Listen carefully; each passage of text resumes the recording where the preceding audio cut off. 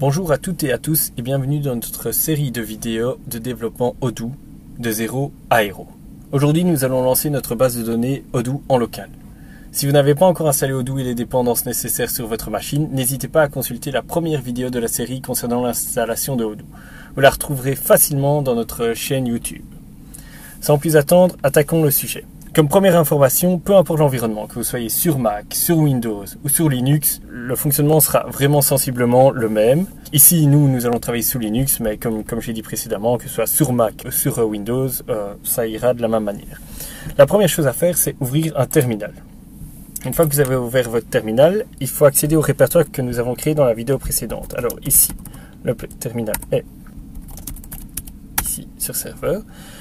Une fois que nous sommes dans le bon répertoire, vous pouvez regarder les fichiers disponibles ici. Si vous avez accès à Odoo Enterprise, alors vous aurez un dossier Enterprise et un dossier Odoo. Si vous n'avez pas accès à Odoo Enterprise, vous aurez uniquement accès à Odoo. Nous allons aller dans Odoo. Et si on regarde un petit peu les fichiers qui sont disponibles dans Odoo, il y a différents fichiers, un manifeste, des requirements qui ont sûrement été abordés dans la vidéo précédente. Mais nous, ce qui va nous intéresser, c'est le Odoobin. C'est vraiment lui qu'on va utiliser dans toute cette vidéo pour lancer notre base de données en local.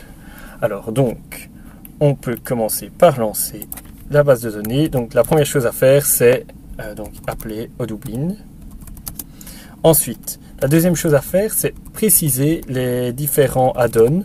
Alors, qu'est-ce qu'on entend par add-on? En fait, c'est entre autres les modules auxquels vous aurez accès dans la partie fonctionnelle de Odoo. Donc, si vous êtes uniquement sur la version communautaire, vous n'aurez que ces add-ons-là. Par contre, si vous avez également accès à Enterprise, alors on peut ajouter également les add-ons d'Enterprise. Alors ici, on va ajouter le chemin des add-ons de Enterprise. Et ensuite, si par la suite vous décidez de créer un module, alors vous pourrez ici ajouter le chemin vers votre module, donc chemin vers mon module.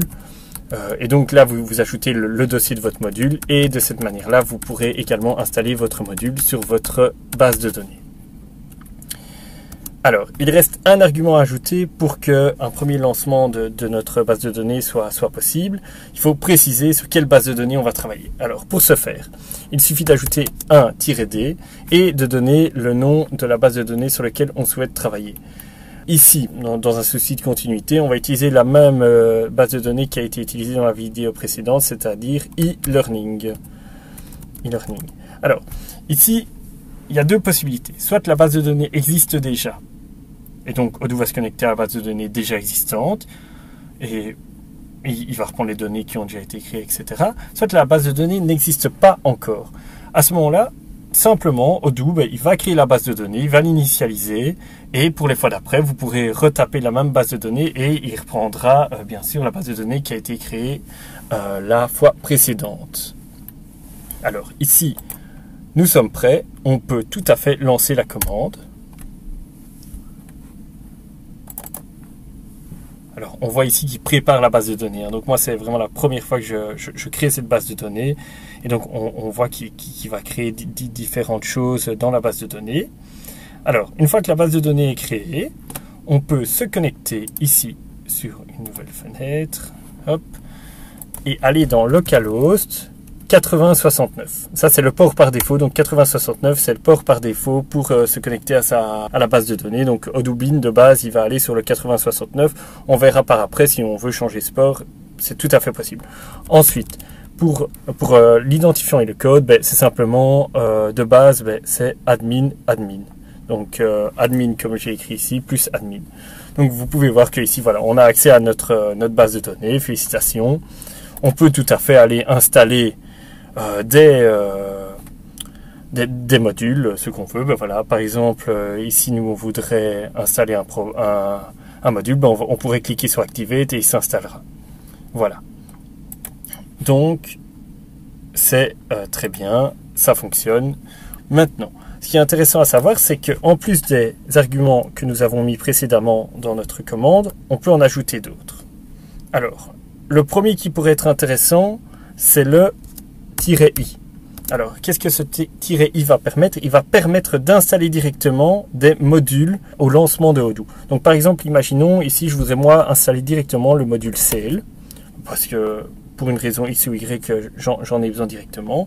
J'ajoute un -i Sail, et je peux lancer l'ADB. Alors, on va faire le test directement. Je vais vous montrer comment ça fonctionne. Et donc on peut voir ici déjà qu'il prend un peu plus de temps parce qu'en fait, si on regarde dans les logs sur la droite, ben, il est en train d'installer le module Sail. C'est la première fois, et donc il installe toutes les dépendances utiles pour ce module. Pendant qu'il installe, on peut déjà lancer. Hop. On retourne toujours sur le même lien. Host. Et ici alors on peut voir que en effet le module Sail a été installé et également tous les modules pour lesquels le module Sail est dépendant. Donc invoicing par exemple, les factures c'est dépendant du module Sail, donc il nous l'a installé également. Voilà, donc ça c'est une des informations intéressantes. Pour, comme vous le voyez, à chaque fois je stoppe le processus. Pour stopper le processus, c'est un CTRL-C et ça coupe le processus. Maintenant, il y a d'autres commandes intéressantes. Donc ici, on a vu le iSail. Mais normalement, on l'a installé une fois, donc on n'a plus besoin de l'installer. Ce qu'on pourra faire après, c'est le uSail. Alors U comme update, ça va permettre de le mettre à jour. Sur des modules custo, donc sur mon module custo, ça peut être très intéressant pour ne pas toujours, à chaque fois que vous faites une modification dans votre module, pour ne pas toujours devoir aller retourner dans les apps, retrouver votre module et cliquer sur Update pour que vos modifications de code soient prises en compte. Donc voilà, on pourrait tout à fait faire ça, mon module custo, et de cette manière-là, ça upgradera automatiquement au lancement le module custo, et ça évitera de devoir toujours aller cliquer sur Upgrade. Ça, c'est une des commandes intéressantes. On peut suivre, mais uniquement suivi de cette commande, donc il faut faire un -u, mon module custo. Vous pouvez également ajouter un dev XML. Alors, qu'est-ce que ce dev XML va permettre? Il va permettre de mettre à jour directement vos fichiers XML. Les fichiers XML, c'est les fichiers qui seront utilisés pour les vues. Donc, imaginez vous déplacer un champ dans votre module custo afin de ne pas devoir toujours upgrader votre module. Vous pouvez tout à fait utiliser la commande -dev XML, et ça va permettre en fait de laisser tourner votre Odoo et en même temps de faire les modifications dans les vues. Elles seront directement prises en compte, et donc ça c'est vraiment très pratique pour perdre moins de temps à toujours stopper, relancer, mettre à jour. Donc ça c'est vraiment un énorme gain de temps. Comme autre commande intéressante, comme je vous ai montré tout à l'heure, on a vu que l'ADB se lançait en localhost 8069. Si le port 8069 pour une raison X ou Y est déjà utilisé, ou vous souhaitez utiliser un autre port, vous souhaitez lancer deux instances en même temps, vous pouvez tout à fait utiliser le -P pour port. Et par exemple, moi ici j'ai décidé de la mettre sur la 8070. Donc je vais lancer sur 8070, et donc ici on peut aller voir que si on ouvre une nouvelle fenêtre, on va sur localhost 8069, on va essayer, ben, il me dit non, c'est pas possible d'atteindre ce site, il n'existe pas. Par contre, si je vais sur la locale 8070, alors là, hop, directement vous pouvez voir qu'on est bel et bien sur notre base de données comme voulu, parce qu'on a décidé que ce serait sur le port 8070. Il est évident que vous pouvez également passer sur les ports que vous voulez, tant qu'ils ne sont pas utilisés, il n'y a pas de souci. Si, malgré ces explications, vous posez encore des questions, n'hésitez surtout pas à nous contacter, on se fera un plaisir de vous répondre, ou envoyer un petit message dans les commentaires. Voilà, on fera en sorte de répondre à vos questions. Donc voilà, c'est la fin de cette vidéo. J'espère qu'elle a été enrichissante pour vous, et j'espère vous voir pour nos prochaines vidéos. Pour ne rien manquer des nouveautés Odoo, n'hésitez pas à vous abonner à notre chaîne YouTube pour voir toutes nos nouvelles vidéos. Merci, bonne journée, au revoir.